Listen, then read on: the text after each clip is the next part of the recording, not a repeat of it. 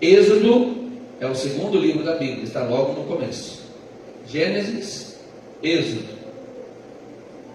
Capítulo 14, verso 31. E viu Israel a grande mão que o Senhor mostrara aos egípcios, e temeu o povo ao Senhor, e creu no Senhor e em Moisés, seu servo. O bíblico é a conclusão de um milagre.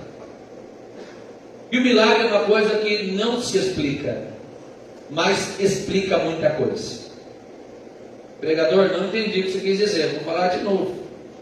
Milagre não se explica, mas explica muita coisa.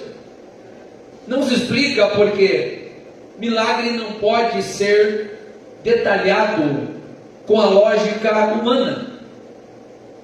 Se a gente conseguir explicar com argumentos humanos, já não é mais milagre. Vou te dar um exemplo. Você estava com dor de cabeça, e aí tomou um paracetamol, a dor sumiu. Foi o milagre ou foi o paracetamol? Foi o paracetamol. Eu não vou dar glória para ele não.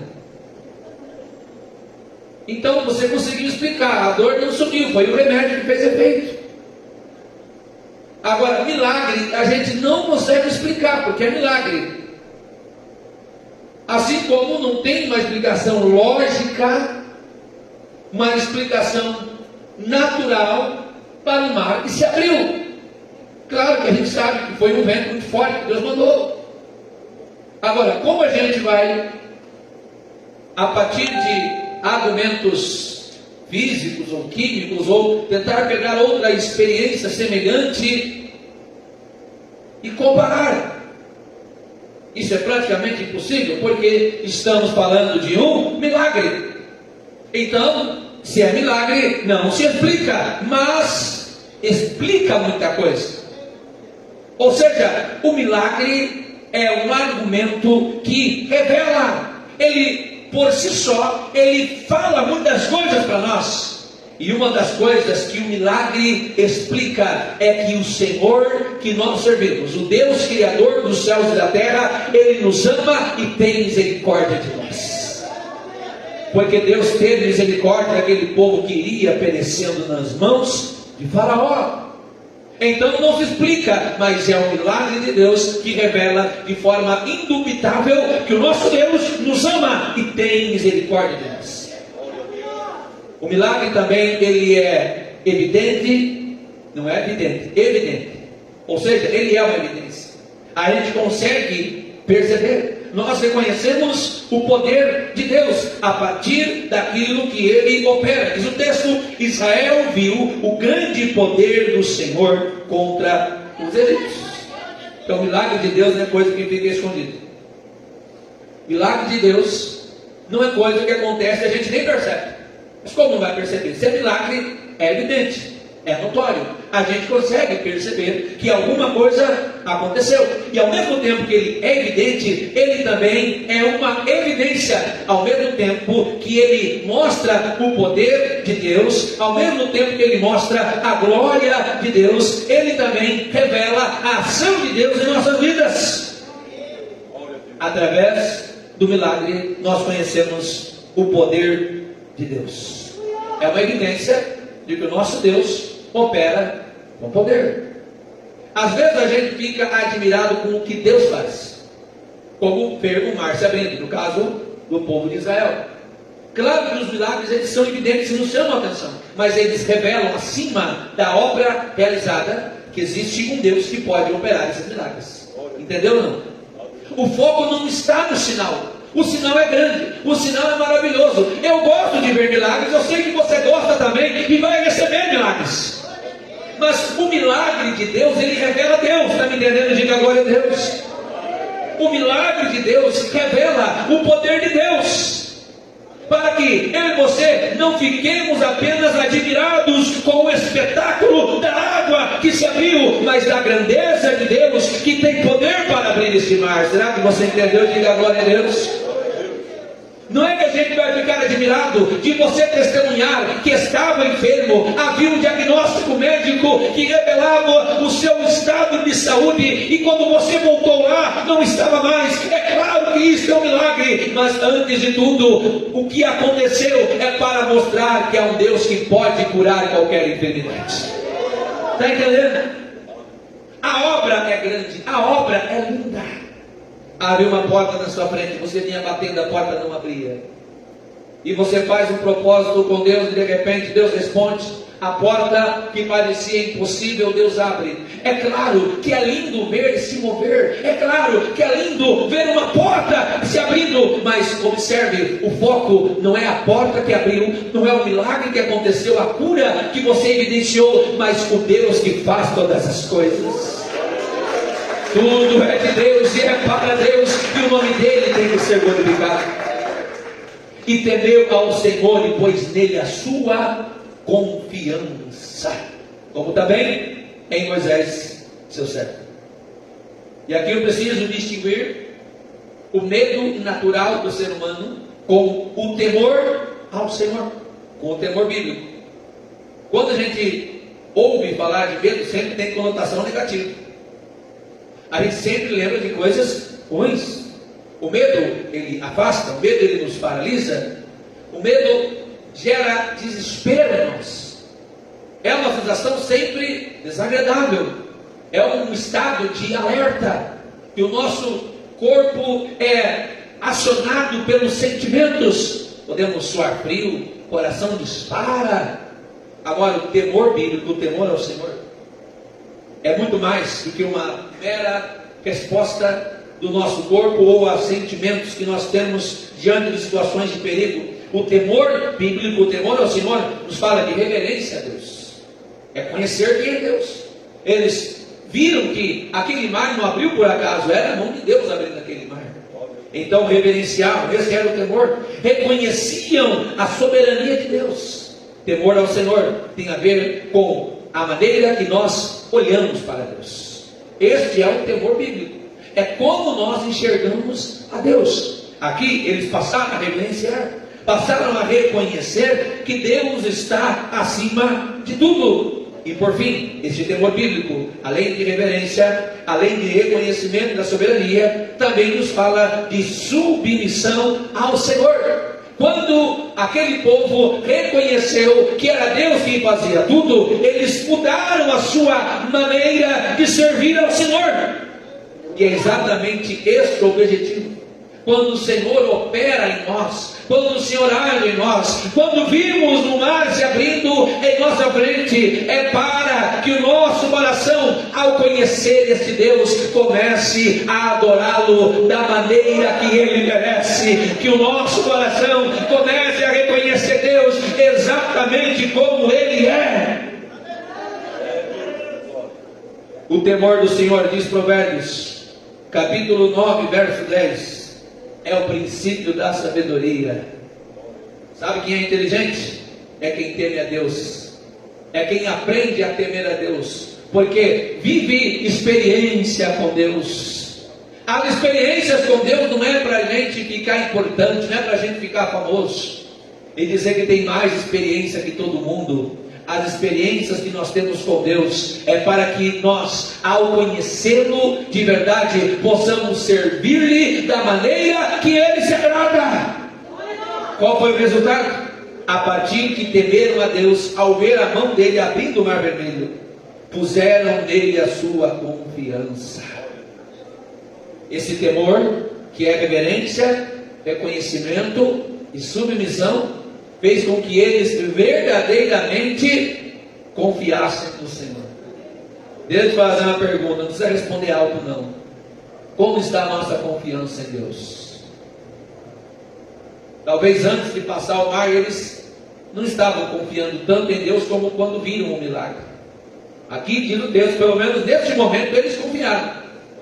Se depois eles titubearem, a gente sabe que a história de Israel é cíclica, altos e baixos, uma hora crendo, depois não crendo, assim subindo e descendo. Mas aqui, eles confiaram no Senhor. Porque confiança em Deus é mais do que uma convicção positiva. Ou seja, é mais do que dizer eu creio em Deus, porque hoje a maioria vai responder isso. Nós estamos em uma sociedade predominantemente cristã, claro, em diversas ramificações. A maioria vai dizer que confia em Deus, mas confiar no Senhor é mais do que apenas falar que conhece ou que acredita em Deus. Confiar em Deus é depender de Deus acima das circunstâncias. O que é essa dependência? É eu saber que eu não tenho outra alternativa. Está entendendo? É essa confiança. É saber que ou eu tenho Deus ou não tenho nada. Porque se eu tiver outra alternativa, eu não preciso confiar em Deus. Quem confia em si mesmo não confia em Deus. Quem confia no seu dinheiro não confia em Deus. Pastor, é porque não pode ter dinheiro. Não falei isso, cara, pode. Está difícil ter, mas pode. A questão é que a gente não pode colocar a confiança em nada no sentido de depender a não ser em Deus. Não estou dizendo que a gente não vai confiar no sentido de ficar desconfiado de tudo. Não é isso que eu estou falando. No sentido do texto bíblico que nós precisamos entender é que hoje confiar em Deus é saber que eu não tenho outra alternativa. Eu tenho Deus. Eu tenho Deus. Se a porta se fechar, eu tenho Deus. Se tudo começar a dar errado, eu tenho Deus. Se a enfermidade me ameaçar, eu tenho Deus. Se a porta se fechar, eu tenho Deus. Como o louvor que nós cantávamos, se o medo me secar, se o vento soprar, não é o meu seguro de vida. Pode ter seguro de vida, é claro. Até eu não sei porque chama seguro de vida, a pessoa só usa quando morre, quer dizer, os outros que usam. Tinha que rever esse nome, viu? Não sei se está certo esse nome. Primeiro que não é a pessoa que usa, é outro, não é de vida, é de morte, mas deixa para lá. Outro dia a gente discute esse assunto. Não é nada disso que vai nos segurar. Não é nada disso que vai nos garantir, é Deus. Você está entendendo que é esse o nível de confiança que nós precisamos? É depositar toda a nossa certeza nele. Como disse Jó, é ele que vive. Eu sei que o meu Redentor vive. Quando Jó estava na pior, que todo mundo olhava para ele e não dava nada, ele brada em alto e bom som. Eu sei que o meu Redentor vive e que por certo se levantará.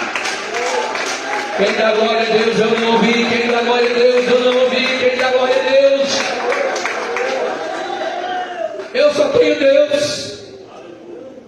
Não estou dizendo que ninguém vai me ajudar, não é isso que eu estou dizendo, pelo amor de Deus. Eu sei que tem gente que vai me ajudar, eu sei. Mas a minha confiança total, você consegue entender isso?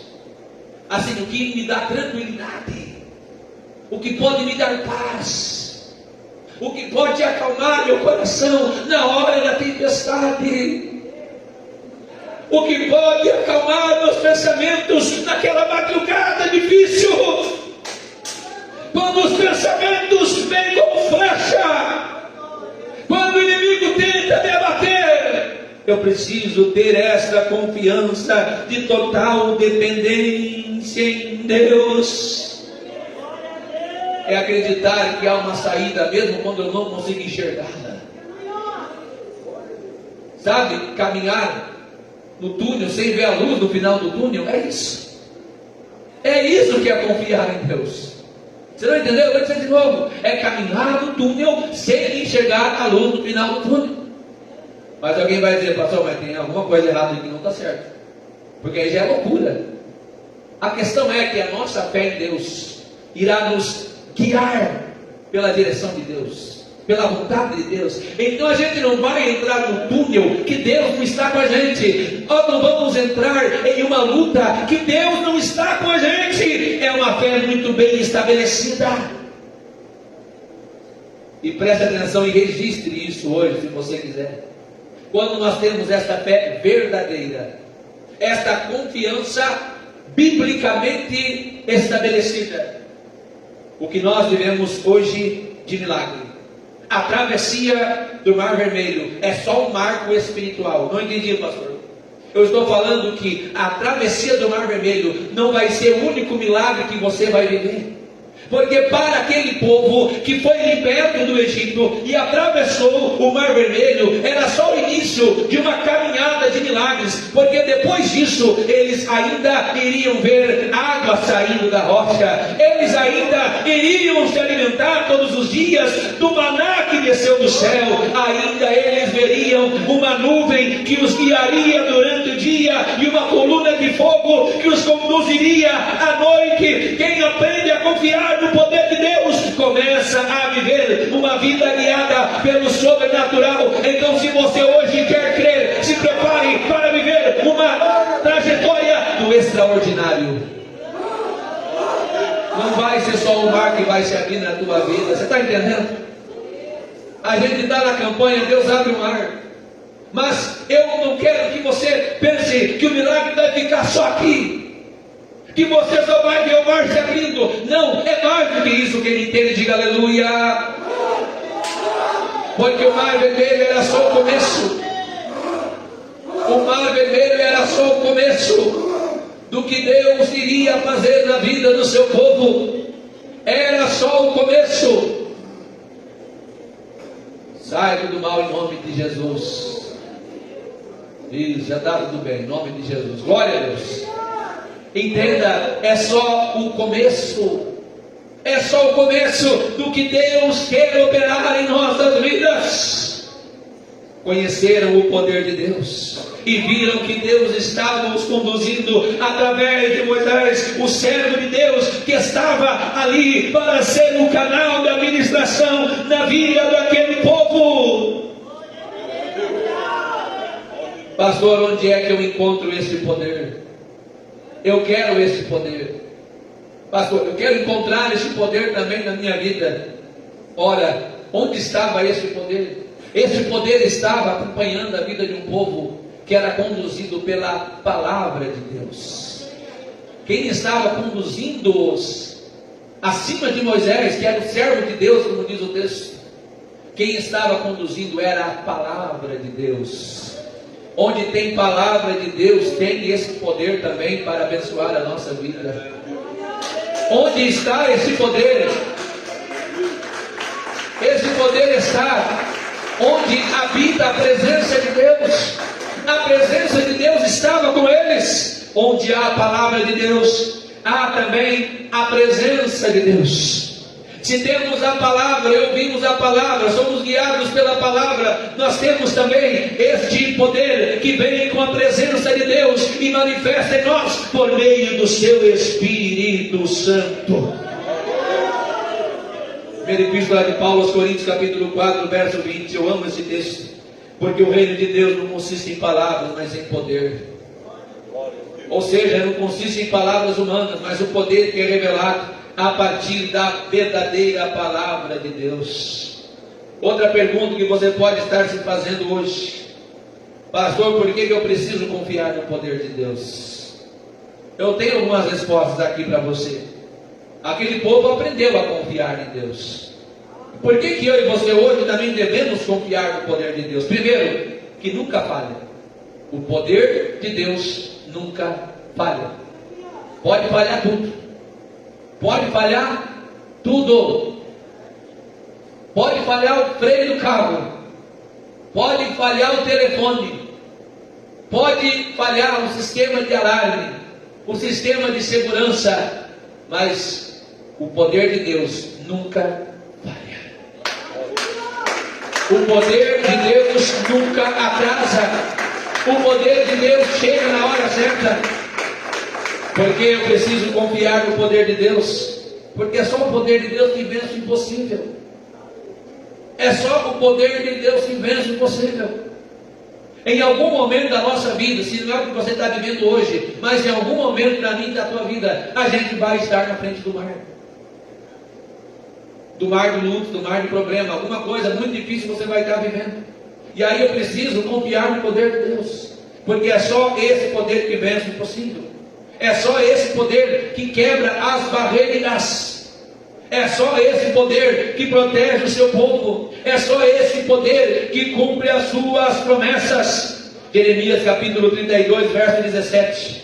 Ah, Senhor Deus, eis que fizeste os céus e a terra, nada há que te seja demasiado difícil. Nada é difícil para Deus, nada é difícil para o poder de Deus.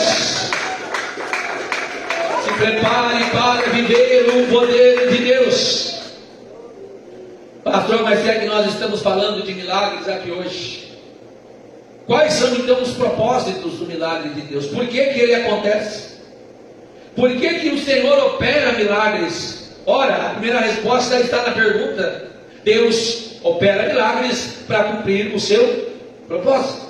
Nós pregamos isso na primeira quarta-feira da campanha, que o Senhor tinha uma promessa. De um jeito ou de outro, aquele povo tinha que chegar do outro lado.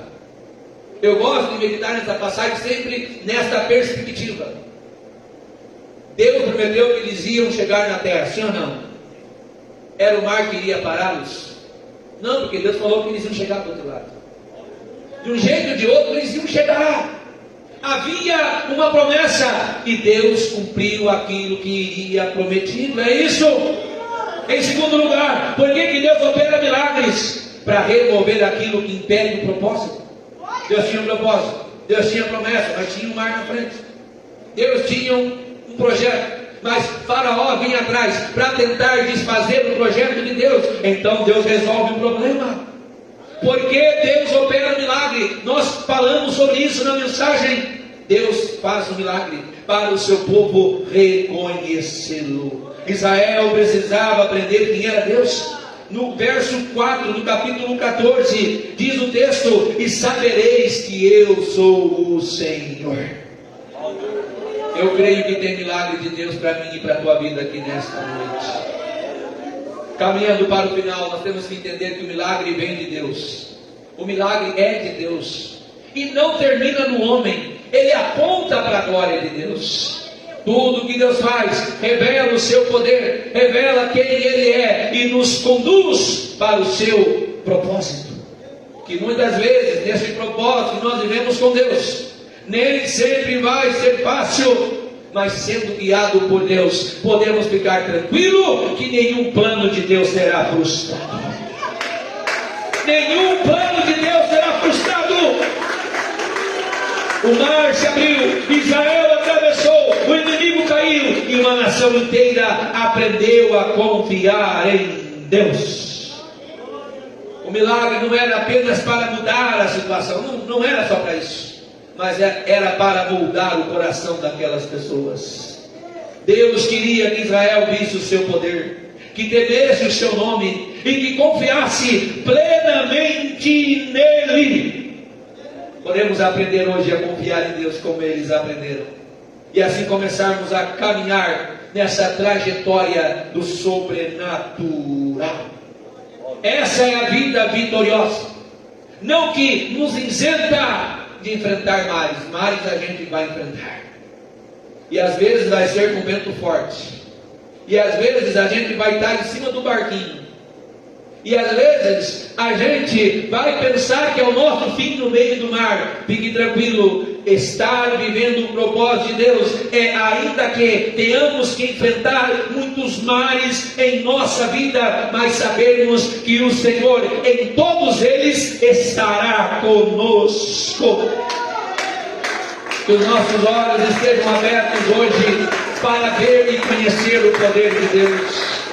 Que a nossa fé hoje esteja completamente firmada nele. Que os nossos olhos espirituais conheçam não apenas as obras de Deus, mas o poder deste Deus que pode todas as coisas.